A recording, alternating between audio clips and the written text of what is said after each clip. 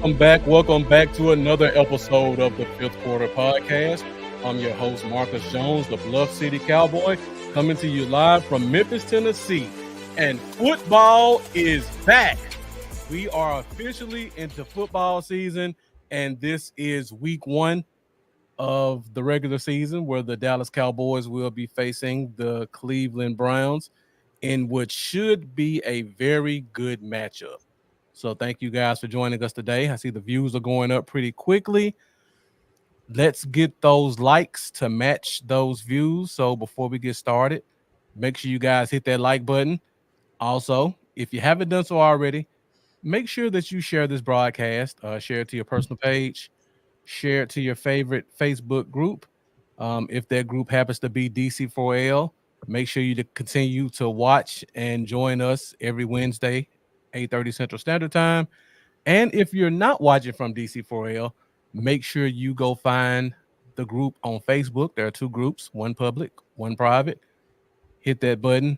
Join us for some great conversations, some great Dallas Cowboys content, and of course, the Fifth Quarter Podcast. Also, find us on YouTube, DC4L, and find me on YouTube as well at Bluff City Cowboys. So we got a special guest joining us for the first show of the season. Got Miss Amanda Foster joining us, the creator of the DC4L Facebook or DC4L Nation. That's right. Amanda, thank you again for joining. Appreciate it. Hey, y'all. It's so good to see you. So good to see you, Marcus. Football is back. Man, I didn't know if we were going to get here. Yeah. So we definitely got a great show for you guys, for the ones joining us for the first time. We try to do things a little bit different here. I'm a OCD structure type person, so I don't like to just sit and ramble for an hour and a half. I like to have some structure to the show. So this show does have 5 segments. Of course, we won't cover the first 2 segments because we haven't played our first game yet. So for you guys who will be joining us weekly, every week we will choose a player of the week, and we'll also do a game recap of the last week's game. And then from there, we'll give you the major storylines going into the next game. We'll give you some key matchups to take a look for. We'll give you guys players that we think will be X factors in that game. And we'll, at the end, do some over-unders on certain statistics just so we can have an idea of what the fan base thinks about some of the players. All right, so before we get started, let's check out the comments really quick. Once again, remember, this show is fueled by DC4L Nation, so be sure to give us your questions, give us your comments, give us your thoughts on anything we're talking about, and we will try our best to hit every single comment. That's we right. normally do a pretty good job of doing that on the show, and we appreciate you guys for joining. So I see we got Jeff joining us. Thank you for joining. Stephen Franco, another regular. Bruiser Burrows joining us again for the regular season, so thank you for tuning back in.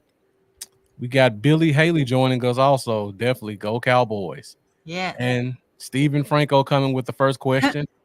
Is it Rico or Zeke as RB1? Well, as you know, the unofficial depth chart did come out, and Zeke was listed as RB1. I think it's important to note, and we're gonna get into this, but Stephen, it's really important to note that running back by committee typically doesn't have a feature back. They're hopefully, at least this is stereotypical I'm talking about. You don't really have a featured back. Marcus, you can go more into detail if you want, and we'll get into it. But Zeke is your running back one. But the plan, I believe, is for everyone to split snaps because we got an older room. I mean, and that's not saying nothing, but we've got 2 really old guys, and they're not even really old. But when it comes to being running back, they are pretty old for that category. So by committee, that's the way it is. But for all sakes and premises, Zeke is running back number 1. Yeah, and I'll just follow up by saying this. Zeke Elliott is a marquee name in Cowboys Nation. Yeah.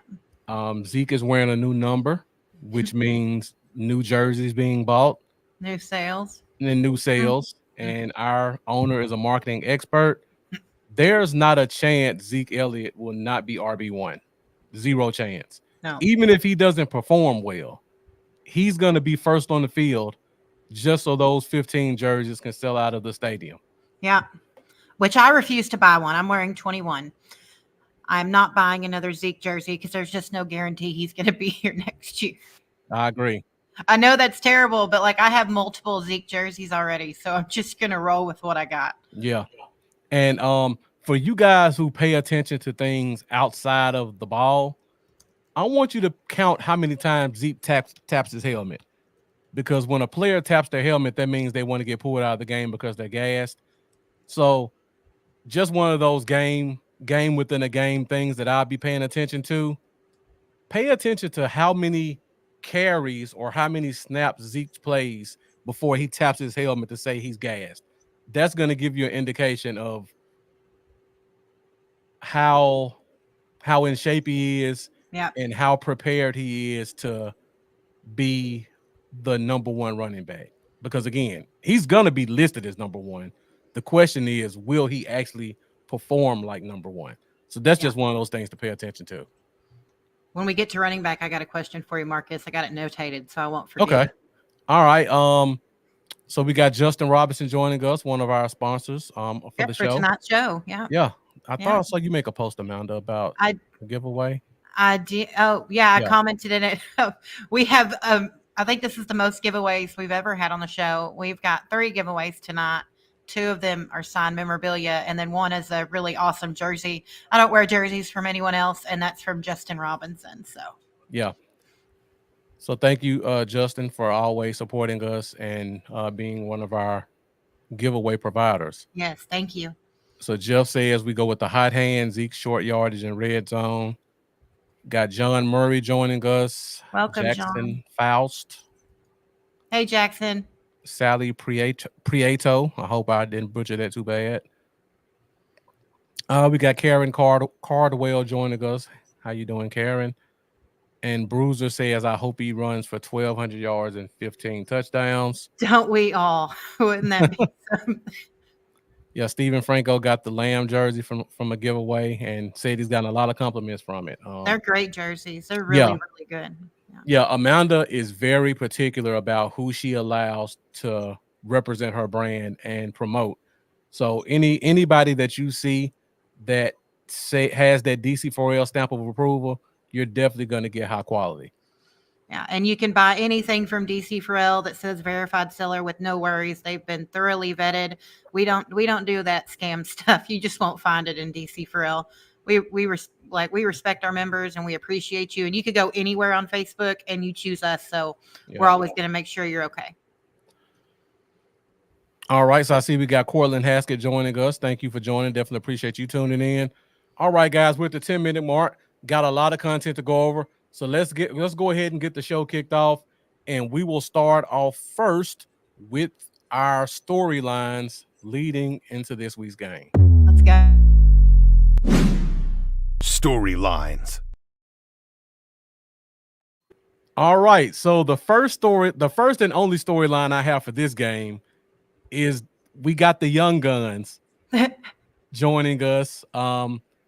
If you saw the unofficial depth chart, and we just talked about this, Zeke was listed at RB1.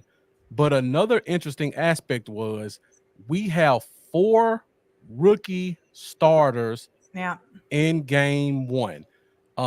Maris Leofau was listed as linebacker 1 over Overshown. And then, of course, you got Kalen Carson, who's going to be filling in for Deron Bland. You got Tyler Guyton, first-round pick at left tackle, and Cooper Beebe, who won the starting center job over Brock Hoffman. So this is the first time in Cowboys history that 4 rookies will be opening day starters. So this is going to be a historic event come Sunday afternoon. And that leads us into our first giveaway, our first question for a giveaway. So let me go ahead and put the rules up for the giveaway. So if you do win, you must contact Amanda within 72 hours because we got a lot of prizes. We want to make sure people actually get these giveaways. So make sure you contact her within 72 hours. If not, I'll be giving it away again on a future episode. You must be a Cowboys fan to win because we don't want to give out Cowboys paraphernalia to non-Cowboys players and they burn it or do something stupid. Ed Earl, thank you for joining. Lee Hairston, appreciate you tuning in. Yeah, Stephen Franco. We'll talk. We'll get Yeah, he wasn't. I'll mark it. Yeah, he's not injured. He's starting. It's just the way the linebackers are set up. We'll go into it. I promise, Stephen. Yeah, I got your comment pinned. Definitely. Okay. We do ask that you follow the DC4L Facebook and YouTube channels, as well as subscribe to me on Facebook also. And then you have to give Facebook Facebook permission to see your name so that we know who wins. I see we got Mendoza joining us also, and Yvonne Lopez. Thank you for joining as well. All right, so let's go ahead and go to our first giveaway question, which is based off the Young Guns. We have 4 rookies listed on the day one unofficial depth chart as starters. This is the first time we've had 4. What was the last year the team had 3 rookie starters on opening day? It's fairly recent, so you guys should remember that. The first one who responds correctly in the comments gets the prize. So what was the last year the team had 3 rookie starters on opening day? Everybody's saying 2016. That is not correct. 2022 is not correct also. Nobody's gotten it so far. Everybody's saying 2016. And I'll go ahead and throw this in. 2016, Yvonne Lopez got it. It's 2020. Woo. 2016, we did have Jalen, Zeke, Dak, but in 2020, we had CeeDee Lamb, Trayvon Diggs, Terrence Steele. That's right. So that was the last time that 3 rookies were on the first game starter list. We almost had 4 the year with – we almost had 4, but Neville Gallimore did not start the season off as a starter. So congratulations, Yvonne Lopez. You were the first one to answer 2020. Congratulations. That's the correct year. So Amanda, let her know what prize she will win. Okay, so you've got a signed photo coming your way. I know, Yvonne. Go ahead and shoot me a message, and we'll get it sent out. I think I have your address already, but you got to claim it. So Yvonne's been a supporter and a subscriber of our Patreon for quite some time. She's awesome. So thank you, man. All right, guys. So appreciate that. We got 2 more giveaways to do tonight. So be sure to stick with us. The questions do get increasingly more difficult, and you guys can blame Amanda for that because she chose the next 2 questions. I didn't do nothing. Okay, I did choose them. I tend to choose the rough ones. Yeah. Just be lucky I didn't choose all 3 she gave, or we'd be here all night. No, we would. Okay, we might be here for a while. And people were asking, I dropped the link into the chat for the DC4L YouTube, but if you cannot find us, if the link's not working, I don't know if it popped up as a link, just type in DC4L FB GROUP and it's got our logo on it. It's just DC4L FB group, and that should pull us up. You can't miss us. And then Marcus is under Bluff City Cowboy. He's really easy to pull up. So oh, and I can post that link here shortly for you, Stephen. I can send you a message. Our Patreon's super easy. It's pinned in the featured section of the DC4L group. It's for $5.99 or $10.99, depending on it. I give away signed memorabilia like once a week. And then at Christmas time, we do I did 12 days of Christmas, and then last year I did 20 days of Christmas. I just give away a lot of stuff. So definitely check it out. Can't miss it. All right, guys, so we got 2 more giveaways to do throughout the rest of the show. So continue to stick with us as we continue to talk about this week's matchup against the Cleveland Browns. So let's keep the show moving, and we're going to go into some of our key matchups in this week's game. Key matchups. All right, so we just talked about the rookie, so let's start off with what I think will be the one we'll all be paying the most attention to. It could be pretty close, but you're going to see a theme. You're probably going to see all the rookies show up in this chart. The first one is Cooper Beebe, third round pick. First game as a center, going against Big Dalvin Tomlinson, the 330-pound nose tackle for the Cleveland Browns. So Cooper Beebe starting off with a really good first test. Cleveland has two very good edge rushers. So more than likely, Beebe is going to be going one-on-one against Tomlinson quite a bit because there's not going to be a lot of opportunities to provide him with help. So, Amanda, what do you think about this matchup between Beebe and Tomlinson? Okay, so when I watch BB practice, that dude is the most determined man that I have ever seen. When you've got your mama out there doing snaps with you, Right. you really want to be successful. And I look at this, I'm mildly concerned because any rookie, okay, look, there's going to be roadblocks in any rookie that's starting. It's not going to be smooth sailing. Look at Tyler Smith. Look at his first year, the holding, which we all knew was an issue coming out of college. He's pretty much got it under control. There's going to be some hiccups as we go. This isn't the matchup that really concerns me on the offensive line, which I know we're about to get to the next one. Yeah. This isn't the matchup. I think Cooper will be fine, especially given he's sandwiched between two all pros. I don't think you could get any better because you're between Tyler Smith and Zach Martin. I think he's going to be fine. So I'm not worried about this one. The only reason I'm worried about it is because, one, like I just said, even though he's sandwiched between two all pros, the way I think Cleveland's going to run their defense, they're going to find a way to isolate him one-on-one with Tomlinson. My second concern is snaps. This is the first real game where he's going to be doing under center and shotgun snaps. And as a person who played center for quite a few years, the hardest part about playing center is when you got a guy right in front of you this close and you got to try to find a way to snap the ball and make that block.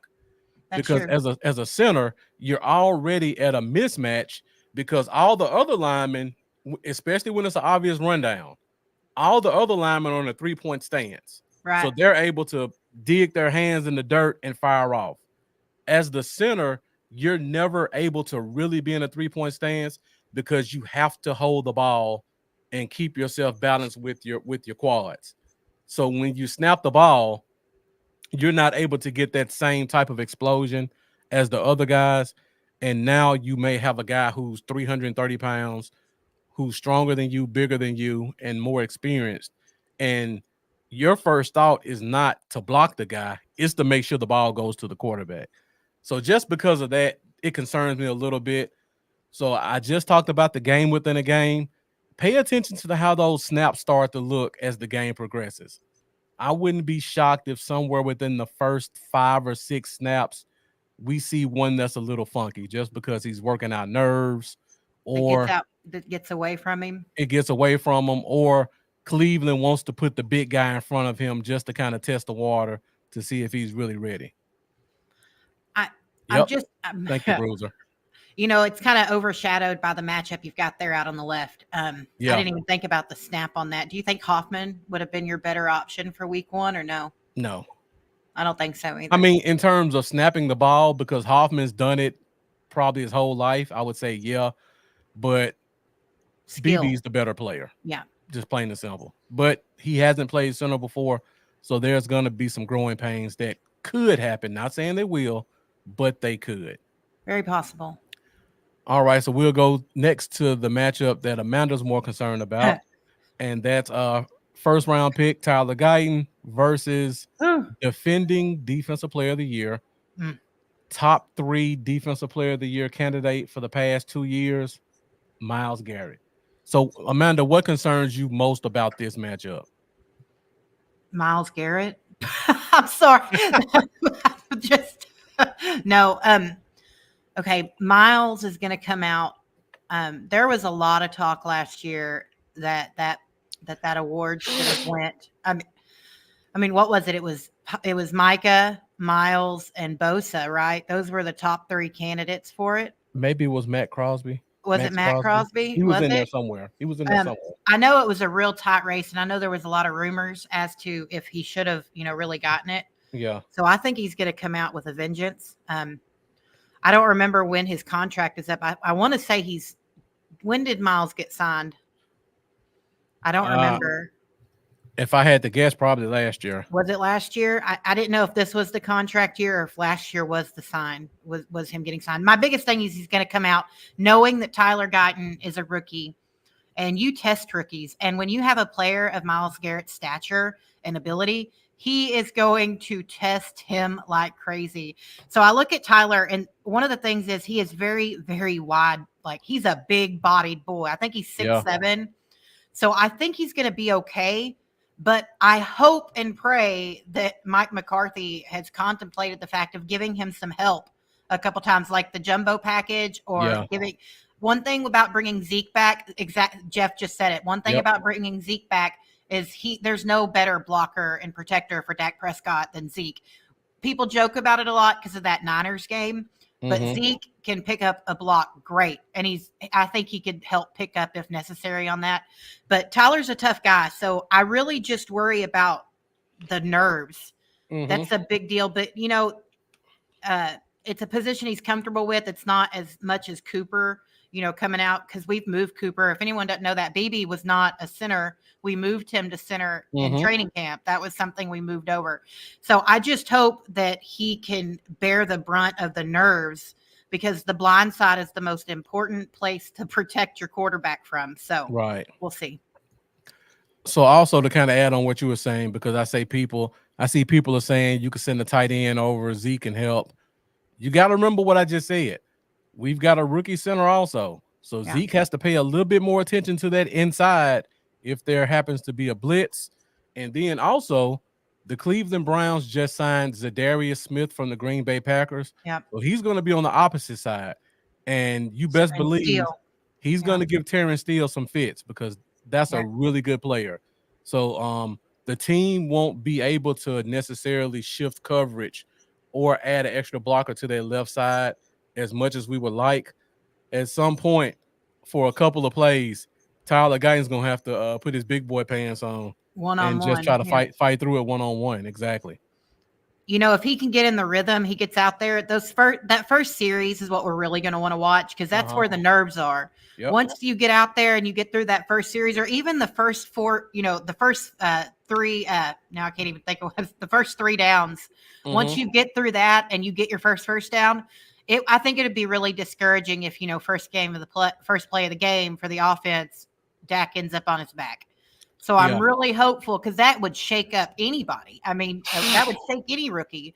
So the biggest thing is just getting out there and getting it done. I think if we can get through the first series, everything should settle down. The game comes more into focus and the nerves go away once you get through that first series. So and if we don't get too many 3rd and longs, because I feel like the way the offense looks right now, we're going to be able to convert 2nd and 4, 3rd and 2, 3rd and 3. So as long as we don't get caught in any 3rd and 6, 3rd and 9, 3rd and 9 situations where they absolutely know we have to pass it, then I'm not concerned about him. If we keep it manageable, where Myles Garrett can't just tee off and say, you know what, I know they have to pass it, so I'm pinning my ears back and I'm going after it. I think we'll be okay if we don't get in too many of those situations. Brian Dublé got the Beard Gang joining us once again, asking, is there any truth to CeeDee Lamb not playing this week? Absolutely not. Okay, and if I think I know where this is coming from. So I have CeeDee on my fantasy team too. It still says out. If you notice, they just cut 2 people. We waived 2 people yesterday. Let me tell you why. It's because CeeDee's on the reserved list. It's like the commissioner reserve list. And it's because his contract wasn't done technically. I mean, it was, but it wasn't finalized before the 53 came out. So what you're seeing, on the league, I have CeeDee and it still says a big old O for out. He's still out, but he's not. He's playing. People are really concerned. If you're concerned about anything with CeeDee Lamb, it should be soft tissue injuries. Yep. That should be your concern. But CeeDee really was putting in a lot of work, and he's a really good guy. So I think it'll be okay. He's definitely playing though. We'd be in a lot of trouble if CeeDee Lamb wasn't playing. Yeah, I think Jason we might Layden. be in a lot of trouble anyway. But Yeah, Jason Layden, I see your comments. We got a lot more key matchups to go through, and a couple of those will be touched on in a few seconds. Let's go to our next one, and he asked for it. So another key matchup, we talk about CeeDee Lamb. One of those things, again, I love about the show. You guys put a comment up there, and it goes right into the next thing we're talking about. So this is going to be a good matchup between CeeDee Lamb and Greg Newsome II. Probably one of the better slot corners in the NFL. And this kid is extremely talented. CeeDee Lamb hasn't practiced a lot, but we know what he can do if he's on his game. This is going to be a really good cat and mouse game between these two. And even if CeeDee Lamb goes outside, they have Denzel Ward. right. It's not going to be an easy day for CeeDee Lamb. I'll just put it that way. This might be the best set of corners that Lamb has ever faced. Maybe the Jets last year, but this one is a very close second between all their corners. I agree. I mean, that's one thing I want to say something to all of you. I know most of you are Cowboys fans. There might be a few lurkers out there that aren't. I know in recent history, it's been, it's just the Browns. Please do not go into this game with that mindset. This is not the Browns of 4, 5, 6 years ago. Just be prepared for that. This is going to be a very, very tough game. They are the number one defense for a reason last year. I mean, look at what happened. They went in the playoffs, first of all, but Deshaun goes down and they bring in a backup quarterback and they still find success. And everybody says that defense wins championships. They have a championship style defense. Mm-hmm. Now, they didn't really lose anyone last year. They only added to it. So this will be very challenging for all of our receivers because their corners are very, very good. Yeah, I mean, they're loaded all across the board. Cornerback, secondary. They don't have a lot of weaknesses on this team. They have some X factors who could either play really good or really bad. But in terms of weaknesses, they don't have any. This is a really good top to bottom team. Yeah, and just because Chubb's out, which I'm sure we're about to talk about, Jerome Ford stepped right in and did plenty well last year. I mean, so good that if he plays to the same caliber he did last year after Chubb got injured, it's going to be very hard for them to give Chubb the running back one spot back when he does finally come back. They don't even have to rush him. Yeah. So I see a couple of people still trying to go against us. Miss Maxwell saying it should be an easy win, and Jeff Pop saying it's still the Browns. Amari Cooper's revenge game. I want you all to remember that. Yeah. This is a revenge game. And, oh, man. Okay, we'll talk about that in a minute, too. So yeah. So since you bring that up, that was actually – look, I brought up the next one. Yep. Roll right into it. Just so y'all know, I didn't see the slides beforehand either. I just told him, let's go. So yeah. Amari Cooper, like Amanda just said, a revenge game. You got Trayvon Diggs coming back from a season-ending injury. They played a lot against each other in practice. I'm sure they're both looking forward to this matchup. Yeah. Amari Cooper does not move around the line of scrimmage much, if at all. So he's going to see a lot of Trayvon Diggs because Diggs doesn't move either. Pay attention to that on the top of the field during the game, Cooper and Diggs. Amanda, you got any thoughts on this? And I know you're a huge Amari Cooper fan. So if anyone knows, okay, I love Amari Cooper. In fact, that's still something that my co-owner loves to give me crap about because I still think that trading him and signing Michael Gallup was one of the absolute worst decisions that this organization has made in several years. I think that here's the thing about Amari. People like to say that that he was very hot and cold. I don't really necessarily agree with that. I don't want to go into too much detail because I could sit here and talk about it all night. Amari's going to give us a lot. He is going to make it a point to prove that getting rid of him was incorrect because we sent him to the Browns. Now, at the time, we sent him to the Browns. That was kind of like a dig at him. So, and we did it for absolutely nothing. My concern is how Trevon handles post-injury. We haven't seen him. Like we haven't seen Trevon post that injury. He didn't play any preseason snaps. All he's got, I think they even had him on a pitch count in practice. So this is really going to be the first that we have to see how it goes. And I'm really concerned. I was less concerned because we had Bland, and now of course that's out the window. So we'll see. We'll see how it goes. Yep. But I do think that it's very possible. There was one, I played him last year in fantasy football, and I didn't get to draft him. They took him right in front of me, and he put up 40 points in fantasy football. And in a PPR setting, that's a pretty impressive feat.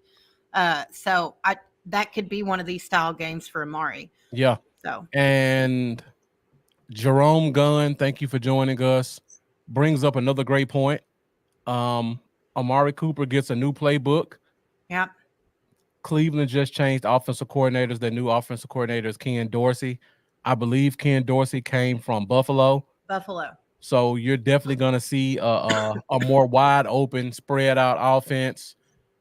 And if they treat Amari Cooper like they did Stephon Diggs, he's going to get about 14 targets a game.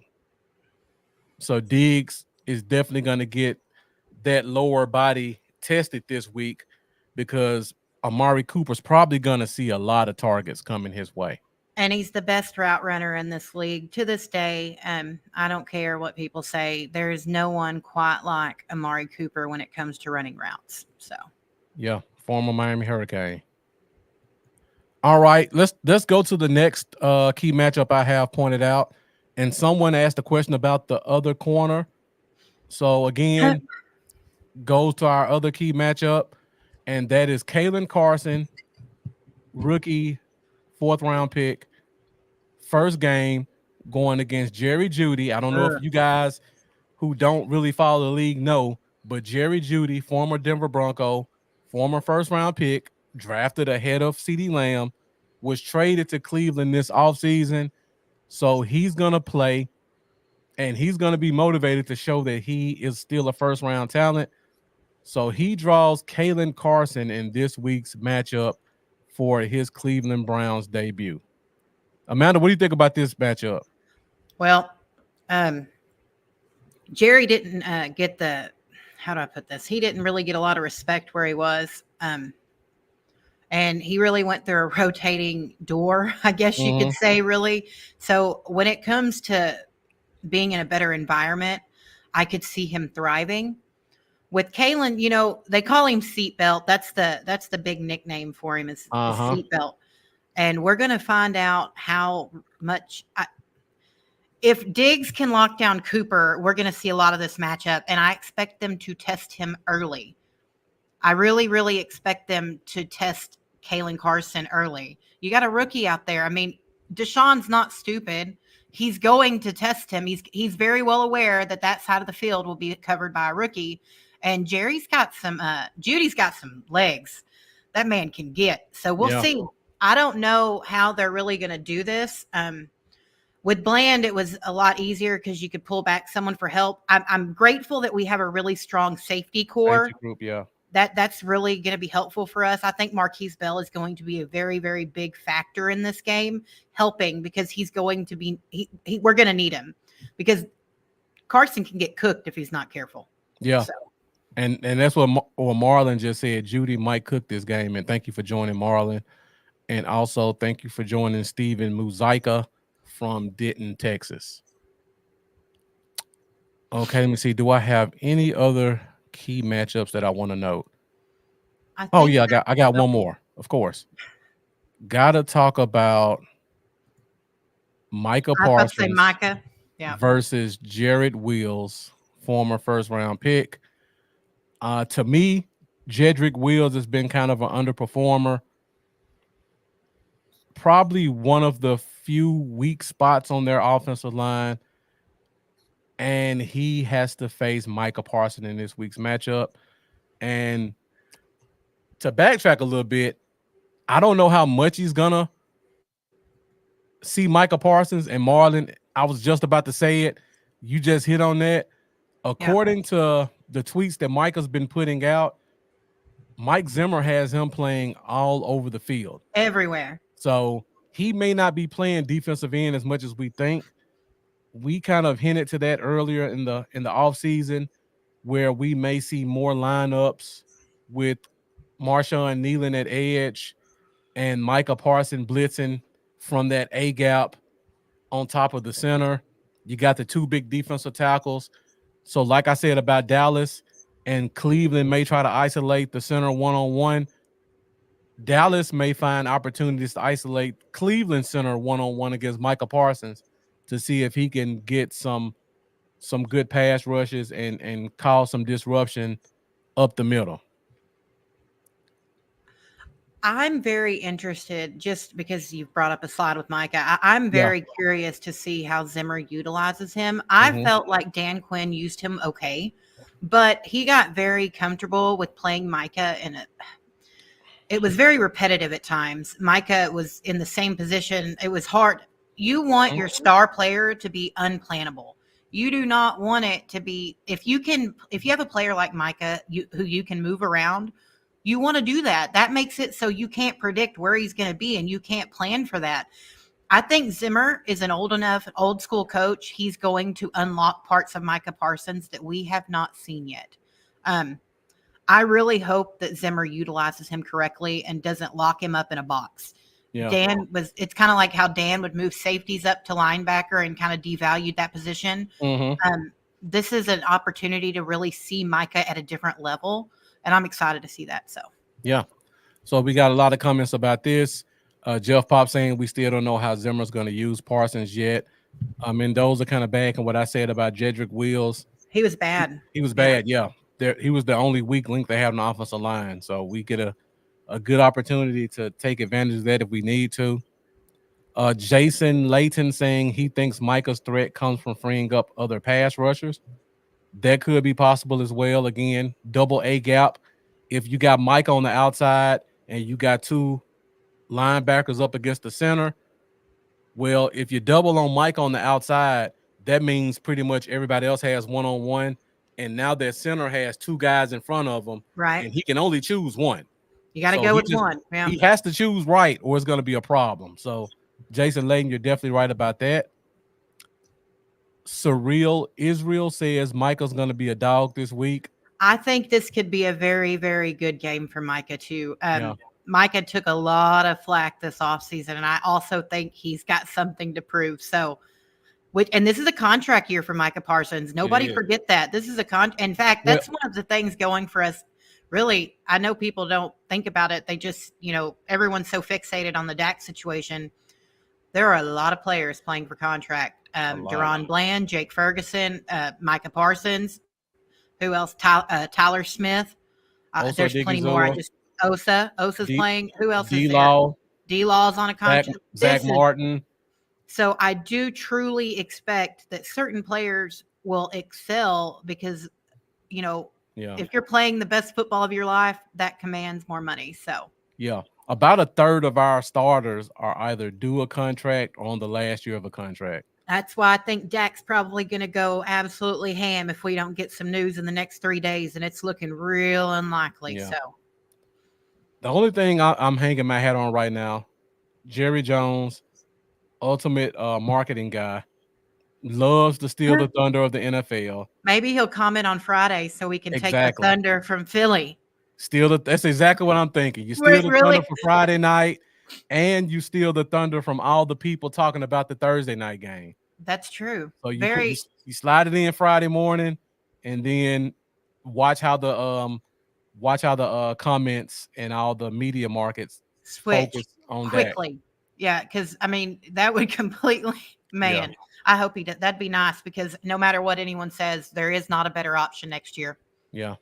Not a better option. So. Yep. So Cortland says Micah and Kendricks makes a good linebacker combo, especially on that inside blitz. Definitely. I agree. Yeah. Jeff says double A gap blitz will be deadly. All right. Rachel Neen saying I like Zimmer. I hope he makes the defense better.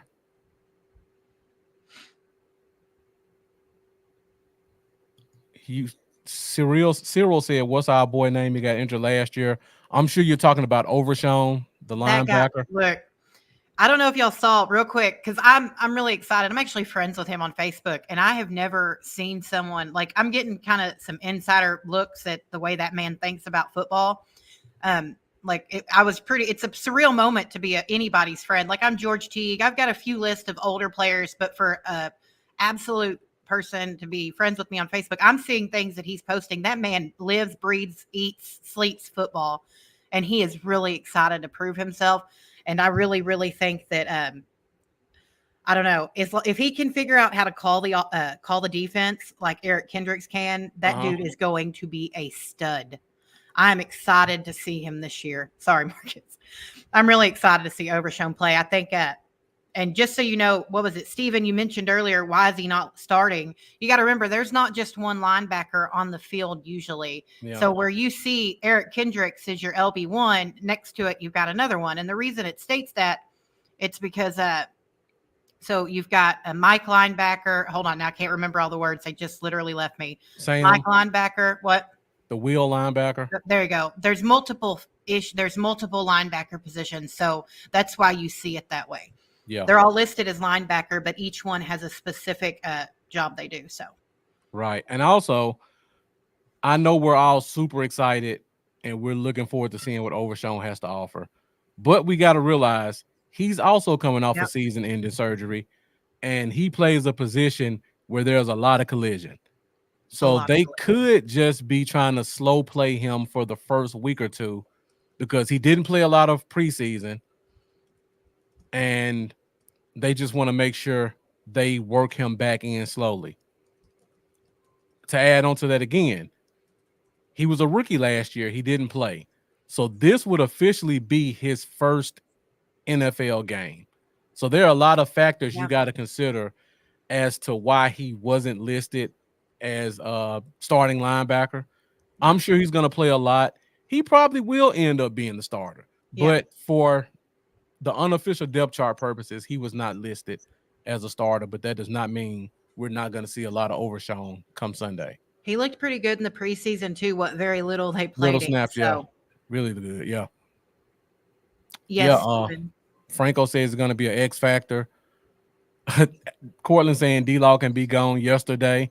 Man, well, I think you only have 17 to 21 games to worry about that, Cortland. And, you know, I just want to say, too, D-Law gets so much crap because of the size of his contract, but you have to give it to him. The dude has absolute heart, and he really flies around out there.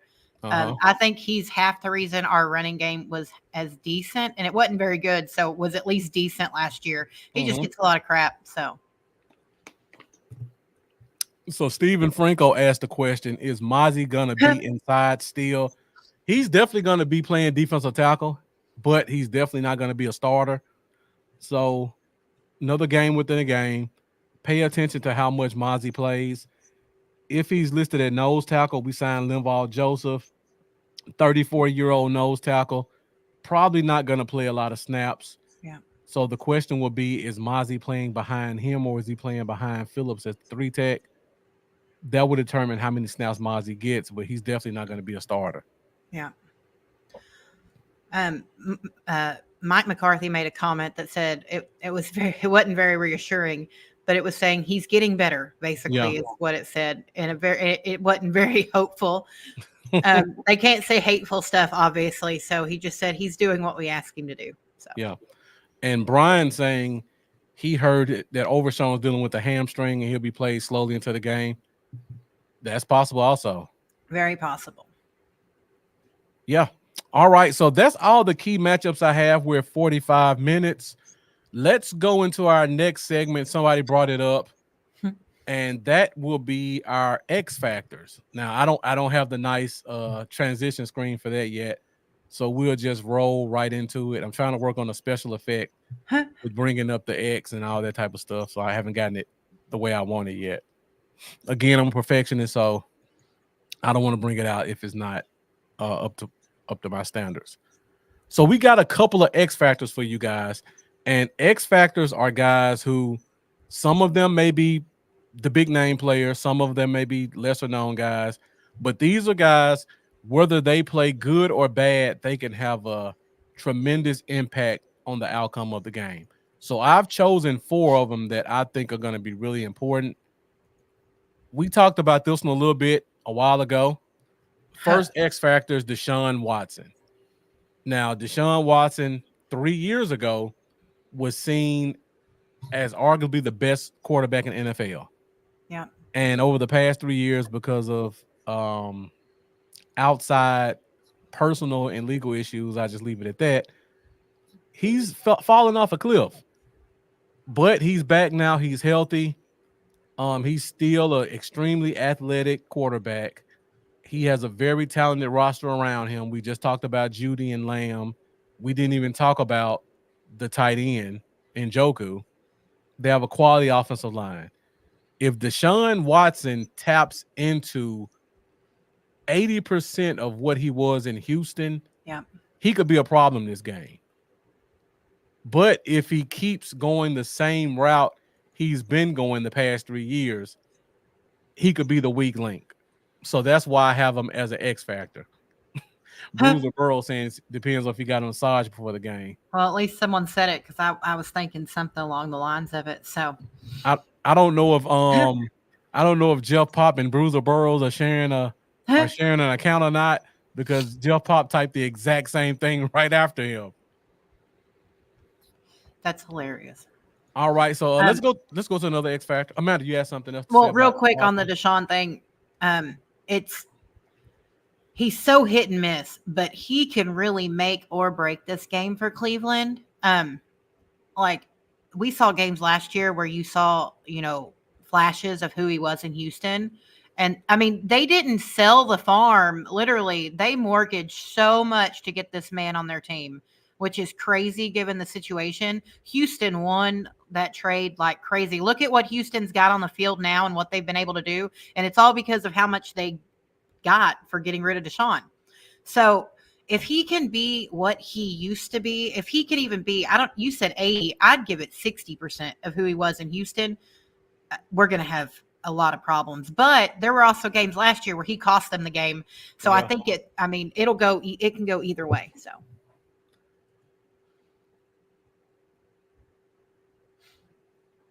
Steve Franco asked the question, when will we help fantasy lineups? I have a few to ask. Normally on the pregame show, I have a segment called Fantasy Favorites where I'll list a couple of fantasy favorites I have. But Stephen Franco, if you have some questions tonight, because I'm not able to do a couple of segments because we don't have a game to talk about, we'll have a little bit of time at the end. So if you want to put some fantasy questions in here, I'll be more than happy to answer them as best as I can and help you to win your week 1. Cyril Israel saying he's like Russell Wilson. His time has came and left. Love both of them, but they're not going to be the same talent they used to be. Wish both of them the best of luck. You say that, but then you have a guy like a Geno Smith who everybody wrote off. Right. And now look at him. And now he's got his 3rd contract. So you just never know about certain guys in certain situations. I don't think anybody can say Deshaun Watson's problems were talent. We know the talent's there. The question is, can he get out of his own head? Can he stay injury free? And can he tap back into it? And Bruiser Burrows saying, yeah, Flacco did outplay him 10-1. Definitely right. He played great. Yeah, but and I give that a lot of credit to the Browns last year was their defense. It was absolutely insane. So. All right, we got a couple of more fantasy favorites. And you what? Mean X factors? X factors, I'm sorry. I was just looking at It's okay. You called Cooper Lamb earlier. I just didn't want to correct you. Hey, please correct me. I make mistakes too. I know you do. I was just going to give you a hard time later. All right, so since we're at a point, let's reset for a second. Let's go to our second. Let's go to our second trivia question for a Okay. giveaway. So Amanda, let the people know what they will win this time. Okay. So this one, let's see, what should I do? I'm trying to decide. They're about the same in value. So let's do a signed mini helmet. This is from 3218 Property Management Group. It's a good friend of mine. Chris Carter owns it. If you need a rental in Lubbock, that's who you call. But he's a great friend, and he's a wonderful friend of the show, and he's always taking care of us. So this will be a signed mini helmet. All you have to do is the same rules. Message me in 72 hours. You got to be a Cowboys fan. Got to follow Marcus and DC Farrell on YouTube and Facebook. And then we don't have the issue anymore with giving permission, so that's not too big of a deal. But all the same stuff, and just send me a message. So good luck, and I hope this question isn't terribly difficult, and I'm sorry if it is. I think this one is fairly easy. And William Wiggins, thank you for joining us. Definitely appreciate you tuning in. Welcome back. And we do have a couple of more X factors, so we're going to talk about that also. So again, the first person who answers correctly will win the prize. So whoever knows it or whoever can Google the fastest will win the autographed mini helmet. Yeah. So this next question is, how much did Jerry Jones pay for the Dallas Cowboys? If you Google it, I'm sure it'll pop up quickly. So how much did Jerry Jones pay for the Dallas Cowboys? First one to come in correctly wins the autographed mini helmet. 800 million by Cortland Haskett. No, that's not it. Got a couple of. No, these numbers are way too low. So I see we have a winner. Sorry, Jason Layton, you came in a second too late. Rosa Orozco with 140 million. Congratulations. So we're 2 for 2 with women on these trivia questions. Look at Amanda, that. let's see if they get the third one. Okay. Well, just shoot me a message, or if it's easier, you can message the DC Frail Facebook page. If you can't find me, you can message the DC Frail Facebook page, and I can get you there too. So shoot me a message with your address, and we will get it taken care of. All right. So this the third question is going to be extremely difficult. So I hope you guys got your Google fingers ready. We'll get to it at the end of the show. So continue to stick with us. We got a couple of X factors, and then we have something a little bit more interactive, and then we'll close it out. We're at 53 minutes, so we're still making great time. Let's go back into the X factors. Now, we can pretty much go through the roster and pick X factors out, but I try to pick the ones who aren't the guys that we're consistently relying on, who, if they do perform, they're going to make a big impact on the game. So another one is, of course, the return man, Kevontae Turpin. Now, we got the new kickoff rules that were basically molded by our special teams coordinator to make sure Turpin can have a successful return year. We didn't see him in preseason, so this is going to be the first game we see him. Can he make some plays on the road that can springboard this team to a victory? Amanda, what are your thoughts about Turpin and him being an X factor? Kevontae Turpin is also in a contract year, which is funny. I mean, he's also in a contract year, so he's literally playing for his next check. And, you know, you look at all the people up, it's going to be hard to keep. And this is one I really want to. I think that we're going to see a different Turpin this year. I think we're going to see him a lot in the offense, but I really think he might break one off. I don't know when it's going to happen, but I expect in the first 5 games, we see one taken to the house by Turpin in these new rules. I really, really think so. I'm excited for this, and I think he's got a lot to prove too. You remember the first preseason game he played in, what was it, 2? He got 2, right? Yeah. And he hasn't even gotten close since. So I really think we're going to see one very soon from this man, and I hope it's this game. That'd be a great way to start the season, wouldn't it? Yeah, it would be. I keep using the phrase game within a game. I'm almost thinking I got to make that another segment. You might need to. I was about to say game within a game. We know our special teams coordinator is one of the architects of the new rules. Yeah. And whenever you go through preseason, everybody's kind of vanilla in terms of new wrinkles they're going to try. Pay attention to kickoff return and see if you notice any unusual formations, unusual personnel, any kind of trick plays, because Bones Fossil, according to him, spent a lot of time coming up with some of these rules, and he said to benefit him. So let's see what he has in store to manipulate the rules that he helped create to give the Cowboys an advantage. I said during the offseason, I expect to see an offensive lineman on kickoff return. I still expect to see that. Who do you think? Who do you think it'll be if you had to guess? I mean, it'll probably be some backup tackle. It would be like a Sim Richards, Matt Waletzko, somebody like that. I just think when you look at it, it doesn't have to be an all-star because it's kickoff return. All you need is a athletic, long-armed guy, because it's all about how they're only 10 yards apart. So Right. if I'm a tackle and I have a 7-foot wingspan and I have a linebacker lined up in front of me, if I can get my hands on him, I'm going to pretty much take him wherever I want to go. Yeah. And that's going to leave a big opening wherever I came from. And he can't avoid me, because if he does, if he tries to run around me, now he's leaving a gap behind me, and there's an alley for the kicker. For the kickoff returner. So just something to pay attention to. I still think it's going to happen. I'm just waiting to see it. Billy Haley saying Trey Lance on special teams. Unfortunately, Trey Lance is going to be an inactive for this game. I still think he's the fastest running back we got, but no he one probably is. Yeah.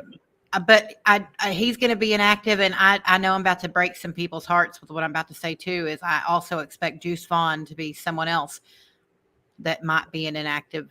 I mean, he set a lot of 53 man out. Just I would be shocked if Deuce Vaughn is active this week. I wish I could pull the roster up, because there are going to be 7 inactives. Just while we're talking about it right now, let's just think about the roster really quick and think about who would be an inactive. We know Trey Lance is going to be an inactive because of the new rules. Yeah, he's your emergency quarterback. Right, emergency quarterbacks, they can be inactive, but they can still play, so there's no incentive to make him an active player.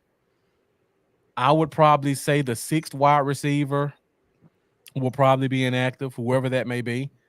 I'm going to pull up the roster. Flournoy, that's Flournoy or Brooks.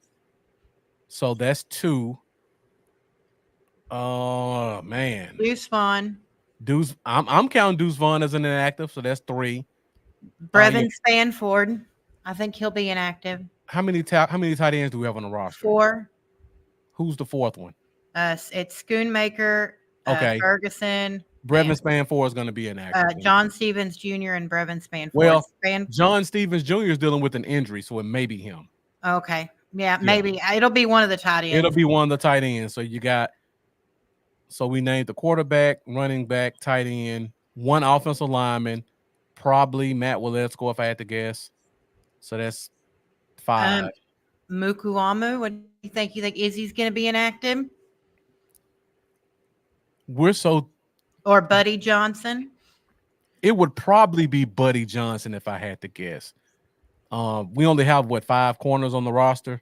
Yeah. It would be hard for one of 5 corners to be inactive, because if God forbid there's an injury, you pretty much don't have a replacement. I think you're right. I think that'll be it then. So that's 6, right? We're at 6. 6. 7th,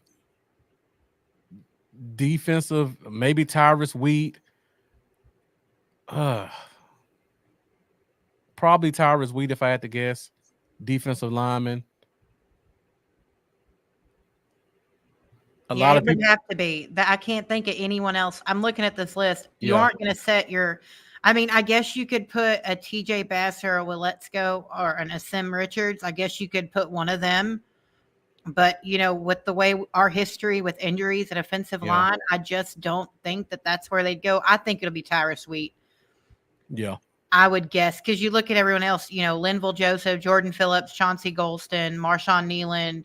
I don't see any of them sitting. No, those are heavy rotation guys. So Definitely not. yeah, I think it's Tyrus. Yeah. Buddy, Tyrus, Deuce, maybe John or Brevin, depending on injury history. Deuce, Trey Lance, and I think I'm missing someone already. So yeah. So that was just us going through the list quickly and making Deuce inactive. So if Deuce is active, now you still got to find a person to replace him. Yeah. And I think that's going to be a difficult task. And that's not saying he's a bad player. That's not saying he doesn't earn a shot. Now, that's just the NFL rules. You have to have 7 inactive. Now, here's the question. Do they call up Dalvin? Is this the game you call up Dalvin Cook? I mean, he's only been there, a week? Is this the game you bring him up? That's a good question. Or and Carl Lawson? I mean, I've been kind of going back. I don't think Carl Lawson's getting called up. I don't think so either. But I'm just thinking of the veterans, because you only get what, two times or three? Three. Three? Yeah. Maybe Dalvin Cook gets called up. Maybe. I look at, because I think that's going to be what I think this game's going to come down to the Cowboys is how good we can run the ball. I look at their corners. I think Jake Ferguson could have a very good game. I agree. I think he's going to slip in right in that special spot. I think I could see Jake having a very, very big game. I don't know if Dalvin, my thing with Dalvin is he hadn't been there quite long enough to know the system. But then at the same time, you look at him, he's a former Viking. So he's very familiar with Zimmer, but he's not familiar with the Cowboys offense. Yeah. So that would be the only reason I think Dalvin doesn't get called out, is because he doesn't know the system well enough yet. So. Yeah. And he's not in football shape either. Not yet, no. So maybe wait till one of your Giants games or something just to kind of get him back in the flow. Yeah, I think if it's him or Carl Lawson, I think it's a minimum 2 weeks before we see either one of them. We probably won't use a call up on a guy. And the rules are weird, because you could have 7, you have to have 7 inactives, but you can call up 2 guys on the practice squad and they can play. Yeah. So I would probably look at maybe a Josh Ball, maybe that corner we just signed. I can't remember his name. I can't think of his name either, but he could be another guy that's called up. So just pay attention to that. Okay, let's get back into X factors. We're at an hour 3 minutes. I've got 2 more X factors, and if you guys have one, feel free to put it up. So the other X factor I want to talk about is, we talked about this one before, Jerry Jeudy, former first-round pick, didn't live up to expectations. Cleveland got him for a cheap trade. He is going to be in a rehab his career, try to get a big contract mode, because if you look at his draft class, Devontae Smith got a big contract. Yep. CeeDee Lamb got a big contract. Chase is about to get a big contract. Justin Jefferson's getting a big contract. These are guys that went in his draft class or the class after him, and they're all making 9 figures, and he's on his second team hoping he can make the roster. So this could be his coming out party week 1, going against a rookie corner in Kalen Carson. So definitely got to pay attention to that one. You got anything to add on that one, Amanda, before I go to the last one? I think Jerry's got this. We talked about it earlier. This is going to be a really big test on our rookie. So I think that Jerry could very well hold the game in his hands on how well he does. If he plays well in the Cleveland system and Kalen struggles, that it could get nasty really on that side of the ball. But we've got a good safety core, so we'll see. I mean, Jerry's really not lived up to the hype. So at all. He's got to, if he wants a big contract, he better start playing well. Yeah. And Bruiser Burrow saying he hasn't had any stability, definitely hasn't in Denver. No. They were looking for him to be the man in Denver. Maybe he's not built to be the man, but he's built to be a good 1B guy. And you got Amari Cooper opposite you. So that's a great chance to kind of just go under the radar and be a great number 2 or a solid 1B, kind of like a Devontae Smith in Philly. And I just look at what Amari gave to CeeDee Lamb. I'm Yeah. sorry, we see a lot of aspect of in CeeDee's game from Amari's game. There's a lot of similarity there. I don't think that CeeDee is as good on the outside as Amari is. I mean, he's great. I think CeeDee's better in the slot than Amari is. So there's, give and take there. But with Jerry having that, with Judy having that, that veteran leadership that can really show him the ropes, I think it could also improve his game. Yeah. All right, guys, we got one more segment to go through, so be sure to stick with us. If you haven't done so already, hit that like button. Also hit that subscribe button wherever you're watching. We still have one giveaway to do, so stick with us through this last segment. But I got one more X factor I want to talk about, and I feel like this one is very important. Now, for Dallas, I could put any linebacker you want up there. You got Overshown first game. You got Leo Fowles, a rookie. You got Damone Clark, who reports out of Dallas are he's looked the best he's ever looked. Yeah. I'm putting the X factor as Eric Kendricks. And the reason is because we have not had a linebacker calling the defense in probably 6 years. So for the first time in 6 years, we have a true middle linebacker who's going to be calling the defense. He's going to be getting the defensive lineman set. He's going to be directing traffic with the other linebackers. And he's going to be the guy responsible for filling in the gaps on running downs. So we, for the first time, have a natural linebacker who's going to be filling a middle linebacker role. And even though we talk about the weapons Cleveland has, they are still a ground and pound running attack with or without Nick Chubb. So Eric Kendricks is going to be extremely important in defending the run game and also possibly helping cover Njoku running routes. So I could have put any linebacker here, but the fact that Kendricks is a Mike and we haven't had one in forever, I just think this guy's going to be a major X factor. My concern with Kendricks is injury history. I'm hopeful. That's, because he's, like you said, we've talked about this. He's the one that has called the plays. He's got that experience. We need to hope Eric stays on the field is the right way to put it, I guess. Yeah. Bruiser Burrow said Jalen was the last to call it, I believe. If you want to call that calling plays, okay. He may have had the green dot. I don't know how good he was at actually calling the defense, but he did technically play middle linebacker for us. I'll give you that one. All right, guys, we're down to the last segment of the show. So in this segment, because we are fueled by your questions and comments, we want to get you guys a little bit more interactive in the show. So the last segment is called Over Under, where I will give you guys some statistics and you tell me whether or not the player will go over or under that stat. So let's go ahead. Let's get into it with some over-unders for this week's game. Yes. Over-under.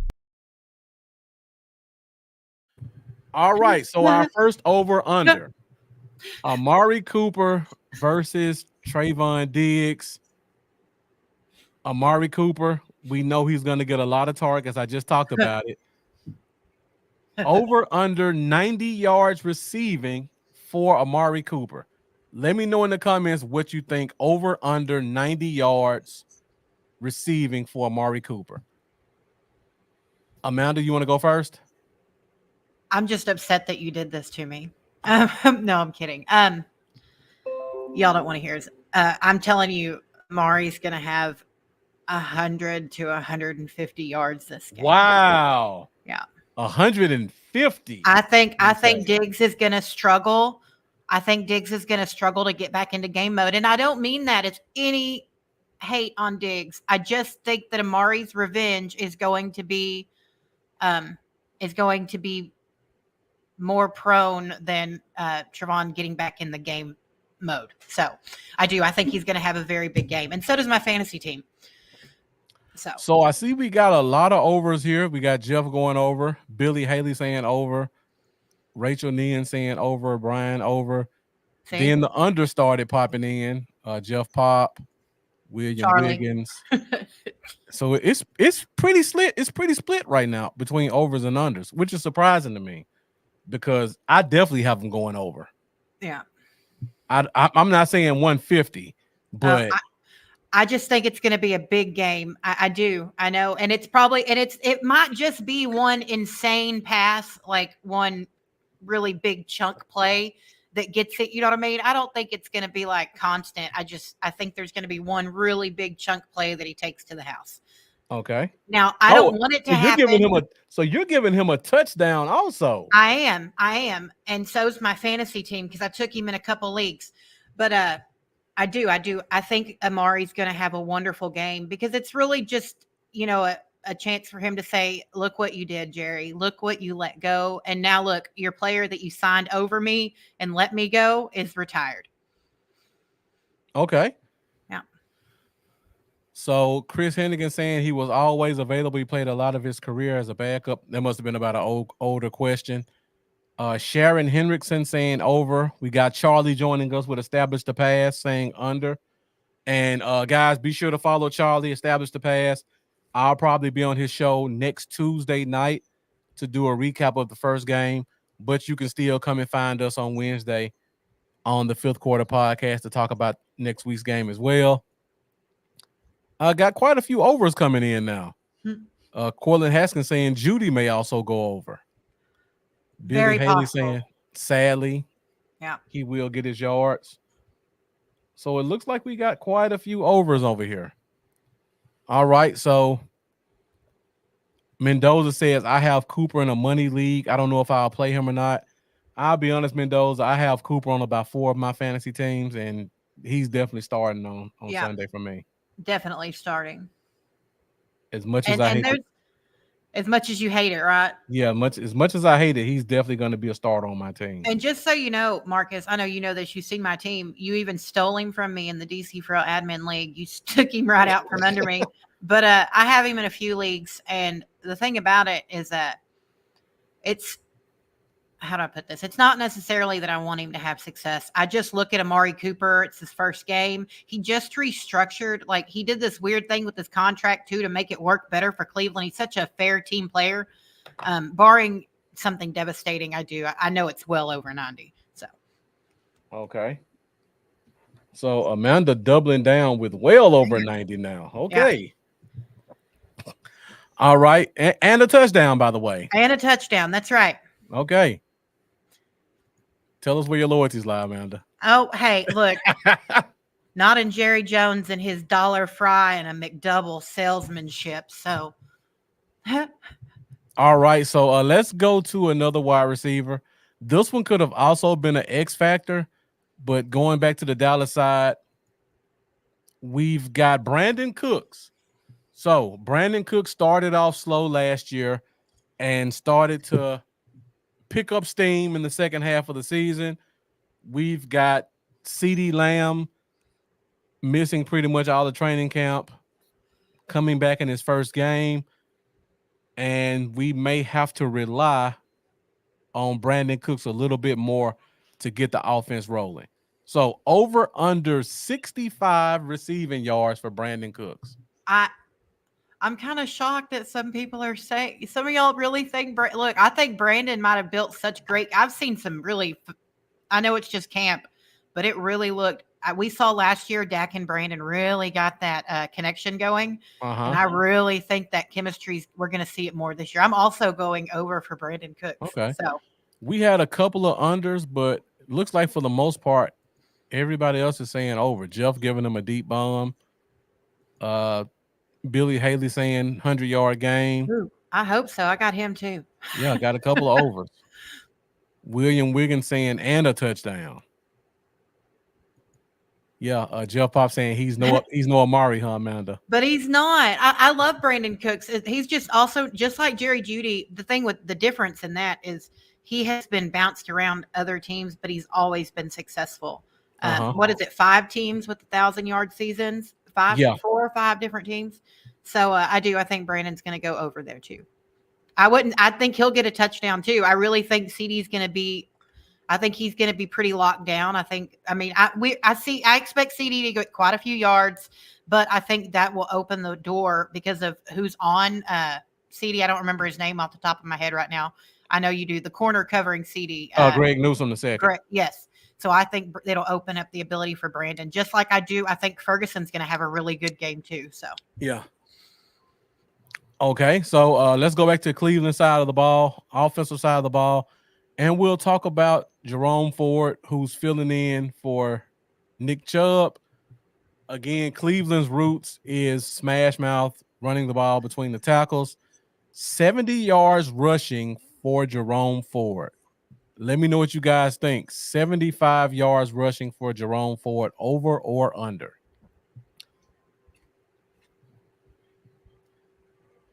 We have an improved front seven, 2 big defensive tackles, 3 pure linebackers. But Cleveland's bread and butter is always going to be running the football. Jerome Ford, after Nick Chubb got hurt, did have almost 1,000 yards for the season last year. And he's been training as the number 1 guy the entire offseason. Over, under 70 yards. I see you thinking over there, Amanda. What you thinking about? I'm trying to decide how much I trust our front seven. Okay. We struggled so much. We struggled so much with the run last year, but I'm trying to blame that on Dan Quinn in hopes. I think you said I can't go flat. So no, we don't do no pushing. I know. Brian has followed this show for 4 years. He knows we don't do pushes here, but I'll let it slide. I was sitting there. I'm right there with you, Brian. Slightly over. I'll go slightly over on that. So I want to see how much the run game's really improved. It's hard doing these, not knowing what we're going to have. So, you know what? I'm leaning slightly over also because I just know they like to run the ball a lot. They're at home. I think the game's going to be competitive. So I think they're going to do a lot of running.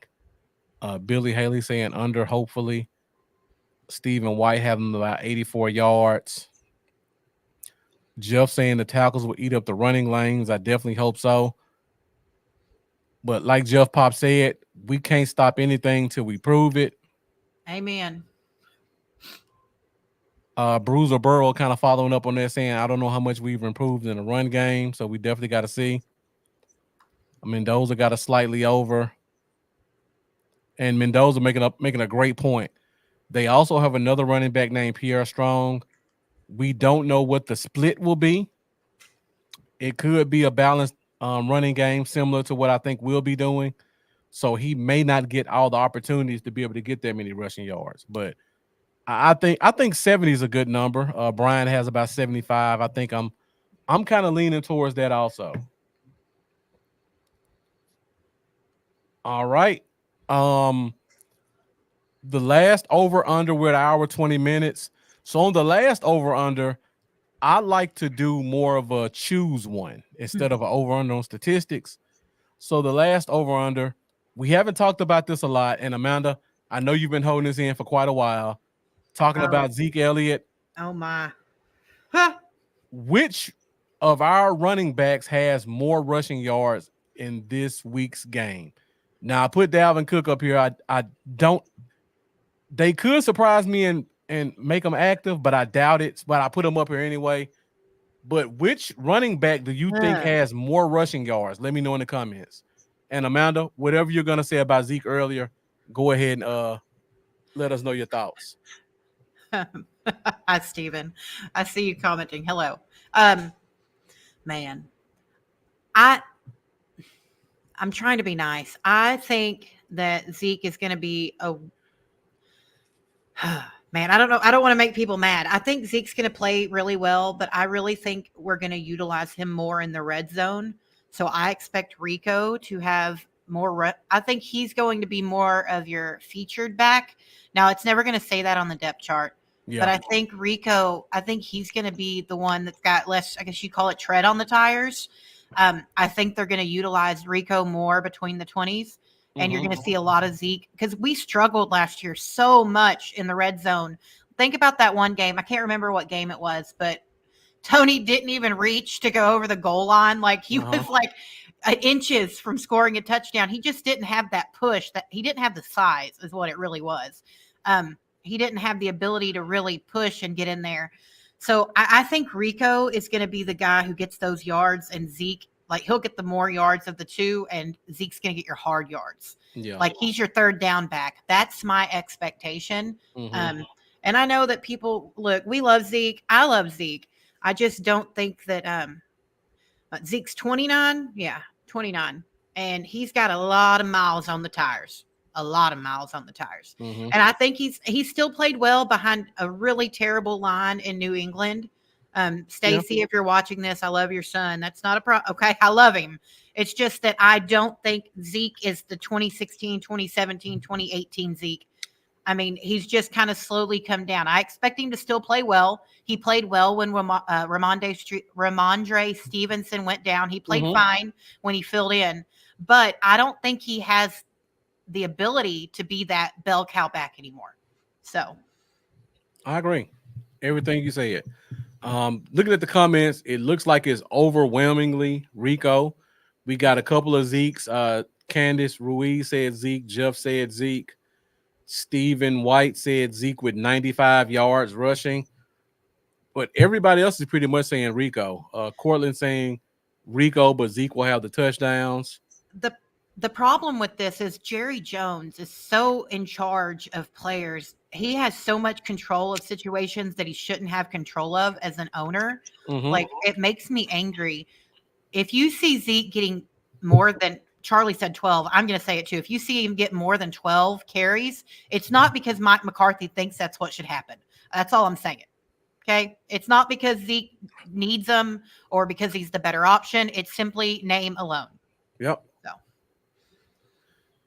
Yeah, and like Charlie said, no running back on this team should have more than 12. I would say, again, like I said at the beginning of the show, and I hope Stacey's not watching. I do too. I don't know if Zeke's capable of giving you 12 carries a game, because before he left, he would get 2 carries, and then we see this. Yeah. He was gassed. And he was gassed. So, like all you guys have been saying, Zeke may be the RB1 for the depth chart, but I think Rico's gonna get the lion's share of the carries. But even with that, I don't know if it's gonna be 12 to 15 absolute max, and that's in a game where we're kind of just trying to run the clock out. Stephen White said, good thing we're a passing team, even if we don't establish the pass. That's a play on Charlie's social media name. Jeff Pop saying he'll be here our first home game for jersey sales, then he's gone by week 4. I don't think so. As much as I would like to see that, Jeff Pop, jersey sales are going to go past week 4. Yeah.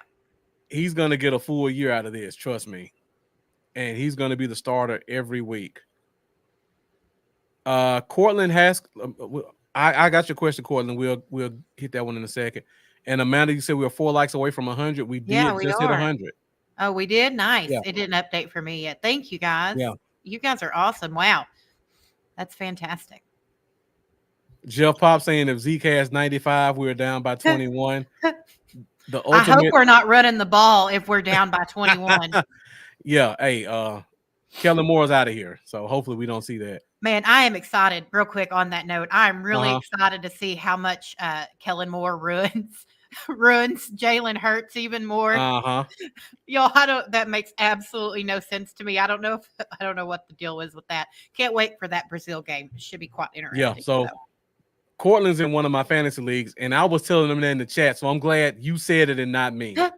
As Cowboy fans, we know what Kellen Moore will do to an offense, and they just think, oh, they're not gonna allow Kellen Moore to not throw the ball to AJ Brown, Dallas Goedert. I didn't take Dallas in fantasy because even though I know Kellen loves his tight ends, he just So I don't know. I don't. Jalen Hurts is going to be put in that bubble that we saw Dak get put in. Yep. and make him a pure pocket passer. And if anyone's watched Jalen Hurts throw the ball enough, that is not Jalen's. He is better on the run. He's a good scramble guy. So Yep. Yeah, Kellen Moore makes the quarterback have to find the open guy. There's no, I'm gonna scheme for this guy to be open on first and 10. No, these are my routes. You find the open guy. We haven't seen Jalen Hurts do that in his career. It's a very he lets plays develop. You watch the way Kellen and his stuff is very long tenured, and you've got these things going on the outside, and your players are getting open, and your quarterback's just standing there like, "Hey, block for me! Don't let nobody hit me." That's the bread and butter of Kellen. We saw it with Justin Herbert last year, and it's just, I don't know. And it leads me, I'm going to say something that people aren't going to agree with. We saw Dak take a jump with Kellen Moore away from here. So that tells you the type of box that Dak was put in to fit Kellen Moore's scheme. So, and also CeeDee Lamb. CeeDee Lamb under 2 years with Kellen Moore was a borderline 1,000-yard receiver. Yep. The last 2 years, 1,700. He's just out of the water in terms of production. Cortland Haskins throwing in one more over under. So guys, let us get your thoughts on this over under, and then we'll do our last giveaway. So over under 250 passing yards for Dak. Well, I'd like to answer this to see if the contract comes out. No, I really think, first of all, Dak is obviously a team player and he's there. He would have gotten fined, but he's got plenty of money to pay it. So I think that's going to be, I expect Dak between 250 and 300. That would be where I put it if our wide receivers can get out from under their corners. That's going to be a big, if we're literally having to dump it off to a Ferguson, a Schoonmaker in the slot, I don't think it's going to be that high, but I would think between 250 and 300 is my guess and like in my heart. So, okay. We got a lot of overs. Jeff being the contrarian tonight, he's gone the opposite of the chat every time. He said under. Mendoza said under. He doesn't think it's going to be a high-scoring game. Everybody else is saying over. And it's very possible this could be a low-scoring game. If you want to look at it that aspect, just because of if our defense is if they can be just, last year our defense was so hot and cold. That was the issue with it. It was either really, really good or it really struggled. So it would really depend on how the defense is going to control the narrative of this game on both sides of the ball. So. Yeah. Any other questions? Chris has one. All right. Mendoza said Jalen Hurts lead the league in INTs. Would not be well. I would probably last year, right? Or was it right below it? He had 17 last year. If he had 17, he led the league. So yeah, he had 17 last year. I would probably again give that award to either him or Josh Allen, because Josh Allen had 16 last year with no proven weapons and the team completely on his back and a new offensive coordinator. So I would probably expect Hurts or Allen. So Chris Hennigan says, why did our OC make Dak throw the ball 60 freaking times? Is he talking about the Green Bay game? I'm not sure. I don't know the numbers on that. Yeah, I don't either. If it was the Green Bay game, it's obvious why he had to throw it. We got so behind, we had to throw the ball. I just wanted to know, because there were some crazy numbers we were putting in there with Kellen. And I always had this theory Kellen was so mad Dak took his starting job when Romo went down that he was trying to ruin him. But he's talking about Green Bay. Yeah, he is. That's just because we got so quickly behind. And even when we started catching up, the defense couldn't stop a nosebleed.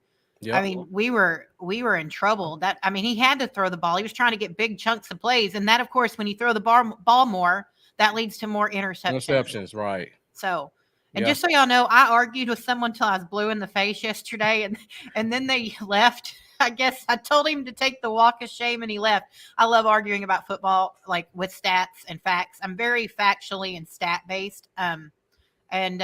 Someone was arguing with me that Dak has the biggest interception problem in sports and that we should have Josh Allen on our team because he is so great with not turning over the ball.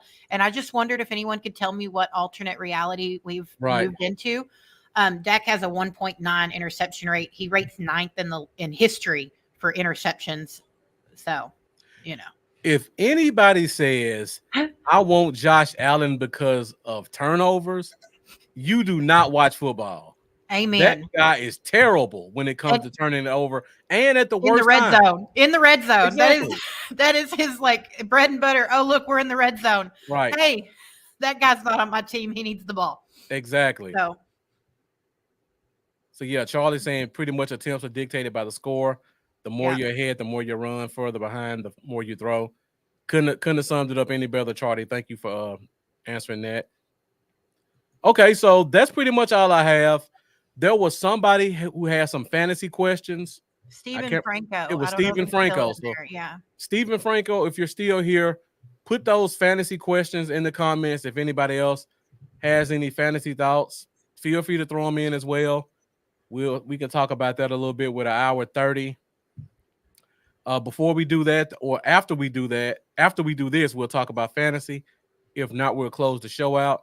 So let's go into our last giveaway question. So Amanda, let the people know what the last prize of the night is.